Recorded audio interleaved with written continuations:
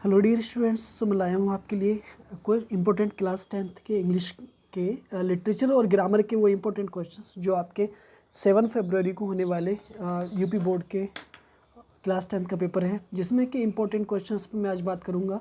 और मेरे ये इंपॉर्टेंट क्वेश्चंस 10 क्वेश्चंस हैं, और मेरे पिछले जितने भी वीडियोस हैं उनमें जितने भी प्रीवियस ईयर के क्लास 10th के इंग्लिश के ग्रामर के और लिटरेचर के क्वेश्चंस हैं वो आपके एग्ज़ाम से रिलेटेड हैं और वेरी हेल्पफुल होने वाले हैं। अगर आपने पहले क्वेश्चंस नहीं देखे हैं तो आप उन्हें ज़रूर देखें और इनका नोट्स बनाएं। और मैक्सिमम क्वेश्चंस जो हैं वो प्रीवियस ईयर के हैं। तो लेट्स स्टार्ट, मेरे साथ वीडियो के अंत तक ज़रूर बने रहें और वीडियो को स्किप ना करें। क्वेश्चन नंबर 11 है, क्योंकि 10 क्वेश्चंस मैं लास्ट वीडियो में दे चुका हूँ, ठीक है। और यहाँ पे question number 11, Nelson Mandela became the first black dot dot of South Africa, fill in the blank. यानी कि option number A vice president, option number B defence minister, option number C prime minister, option number D president.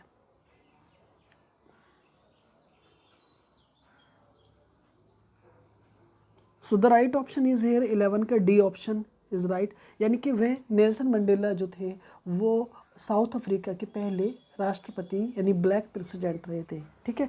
I hope you understand it very well. Next question number यानी question number 12, mahseer is a large fish found in the fresh water of dot dot river, fill in the blank. तो option number A Ganga, option number B Kaveri, option number C Godavari and option number D Krishna.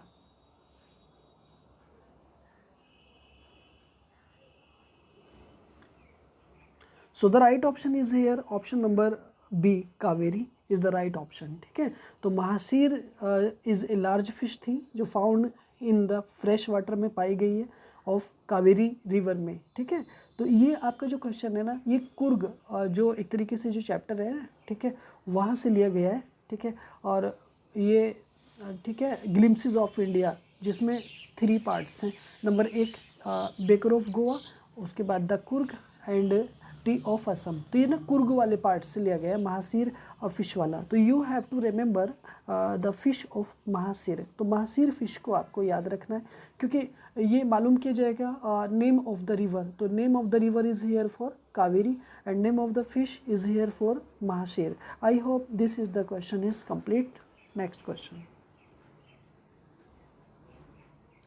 Question number 13, the bus fare from Wallis village to the town was dot dot paise one way, fill in the blank. Option number A 30, option number B 40, option number C 50 and option number D 20.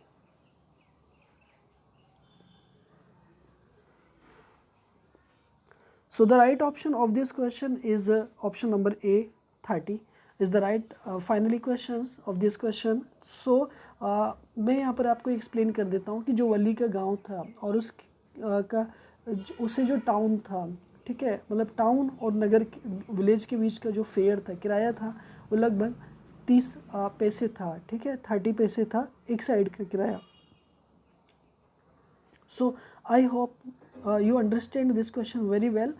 जब आपने ये story को पढ़ा होगा, ठीक है, तब आपने सेलेक्ट कर लिया होगा कि यहाँ पर 30 पैसे की बात की गई है। I hope this question is completed. Now the next question is, read the given extract and choose the correct option to answer the following questions. यहाँ पर ये बताया जा रहा है कि देखिए नीचे दिए गए कुछ लाइनें हैं पोइट्री की, और उसमें उसको रीडिंग करना है, और रीडिंग करने के बाद में आपको ये सेलेक्ट करना है कि आपको ये पता लगाना है कि जी ये लाइनें किस पोइट्री से ली गई हैं, किस पोएम से ली गई हैं, और who is the writer of this poet है। कुछ नीचे दिए गए कुछ क्वेश्चन हैं, उनको सेलेक्ट करना है। ऑप्शन नंबर, सम से the world will end in fire, मतलब कुछ लोग ये है कि कहते हैं कि जो ये दुनिया है ना ये फायर में ख़त्म हो जाएगी, सम से इन आइस। और कुछ लोग कहते हैं कि ये बर्फ़ में, from what I have tasted of desire. लेकिन क्या चीज़ है जो मतलब इस चीज़ को मतलब बताती है या किस चीज़ से ख़त्म हो जाएगी। I hold with those who favour fire, लेकिन मेरा जो उन लोगों को सपोर्ट करता हूँ जो लोग फायर से डिस्ट्रॉय होने की बात करते हैं। तो यहाँ पर ये पोएट का जो थीम है, पोएट की जो समरी है, पोएट का जो इंटेंशन है, it is clear here that the poet is here for generally I am telling you fire and ice एक पोएम है आपके सिलेबस में, और this is the poem of Robert Frost की पोएम है। तो रॉबर्ट फ्रॉस्ट का ये इंटेंशन है या वो सपोर्ट करते हैं उन पर्सन को या उन पीपल को जो भी मानते हैं कि ये जो वर्ल्ड है ना ये फायर से एक तरीके से रुइन हो जाएगा वन डे, ठीक है। तो यहाँ पर who is the speaker in the above lines? Option number A boy, option number B a poet, option number C a leader, option number D a teacher. So the right option is here for a poet, है ना। तो who is the speaker in the above lines? तो यहाँ पे जो person है ना वो ए पोएट है। I hope this question is clear. Question number 15, in the speaker's opinion the world will end in dot dot fill in the blank. Option number A fire से, option number B both ice and fire से, option number C neither ice nor fire से, and option number D ice से। So the speaker का जो opinion है ना वो कि ये जो वर्ल्ड है ये एंड हो जाएगा इन, ठीक है, फायर से, बोथ आइस एंड फायर से, लेकिन नेदर आइस नोर फायर से, और ऑप्शन नंबर डी आइस से। So the right option is here option number A fire से। स्पीकर की जो ओपिनियन है ना वो ये ओपिनियन है कि जो दुनिया है, ये संसार है ना, ये फायर से मतलब कंप्लीट हो मतलब एक तरीके से एंड हो जाएगा। I hope this question is complete now.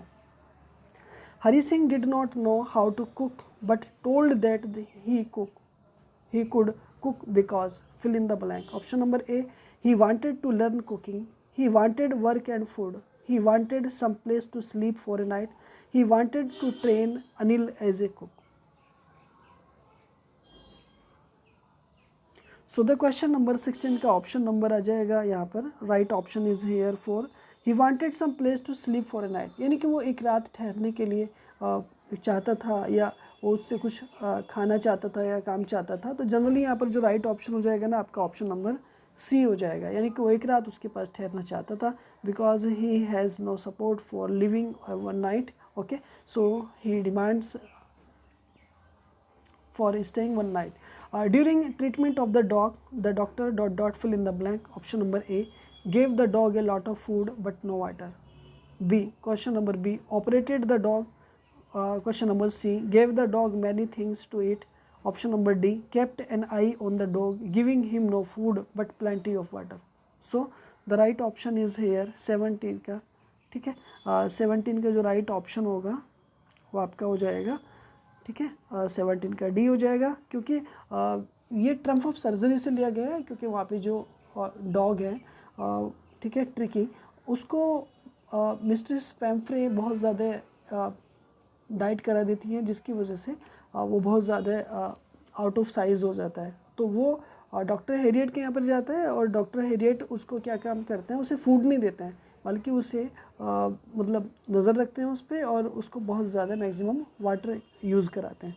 So I hope this is the question is clear now. 17 का option number D. Richard Ebrights is the complete name of the name of scientist. Richard Ebrights mother gifted him a book entitled the habitat of monarch butterflies. Option number B, the travels of monarch 10।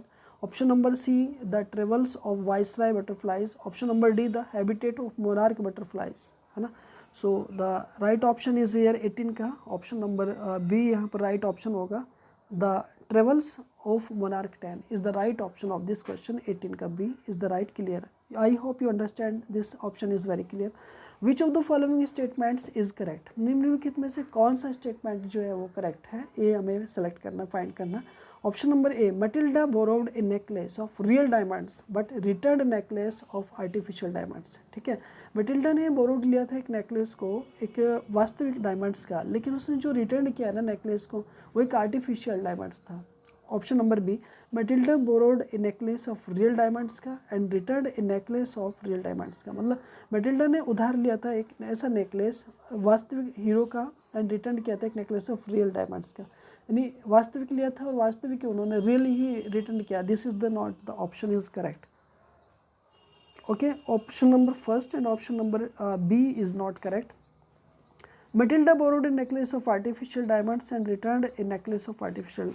ठीक है, उसने artificial diamonds का नहीं लिया था और ना ही उसको आर्टिफिशियल डायमंड्स को दिया था। Matilda borrowed a necklace of artificial diamonds but returned a necklace of real diamond. ये बात क्लियर है कि उसने आर्टिफिशियल डायमंड्स का एक नेकलेस लिया था, लेकिन उसने जो रिटर्न किया था वो एक रियल डायमंड्स था। तो आई होप ये बात आपको अच्छे से समझ आ गई होगी। Option number D is the right option of this question. Question number last of this question video. Nambardar Ramlal had 7 children, 2 sons and 5 daughters, 5 sons and 2 daughters, 3 sons and 4 daughters, 4 sons and 3 daughters. So I hope the right option is 3 sons and 4 daughters is the right option of this question. ठीक है, तो I hope question number 3 is the right of this question. I hope ये बातें आपको अच्छे से समझ आई होंगी। अगर एक बार वीडियो ये समझ में नहीं आई है तो आप प्लीज़ इस वीडियो को दोबारा देखें, सेकंड टाइम देखें और थर्ड टाइम देखें, और एग्ज़ाम से पहले आप हमारी प्लेलिस्ट में जाएं, वहाँ पर जा कर के आपको मैनी वीडियोज़ आपके क्लास 10th के प्रीवियस ईयर के MCQ से रिलेटेड मिलेंगी। आप उन्हें ज़रूर देखें, क्योंकि these questions are very important before exams, क्योंकि आपके एग्ज़ाम से पहले ये वीडियोस आपकी हेल्प करेंगी, और ये इतनी हेल्प करेंगी आपकी कि जनरली आपका बेसिक जो है उसमें और इम्प्रूवमेंट हो जाएगा। तो अगर आपने हमारे चैनल को सब्सक्राइब नहीं किया है तो आप प्लीज़ सब्सक्राइब करें, वीडियो को लाइक करें, दोस्तों में ज़रूर शेयर करें। नेक्स्ट प्लान जो होगा वो एक 15 मार्च के बाद होगा कि आपको किस प्लेटफॉर्म पे जाना है, क्या हम उसके बारे में आपको शेयर करेंगे। जुड़े रहिए, हमें देखते रहिएगा। मिलता हूँ मैं आपसे नेक्स्ट वीडियो में, तब तक के लिए अपनी हेल्थ का ध्यान रखिएगा। बाय।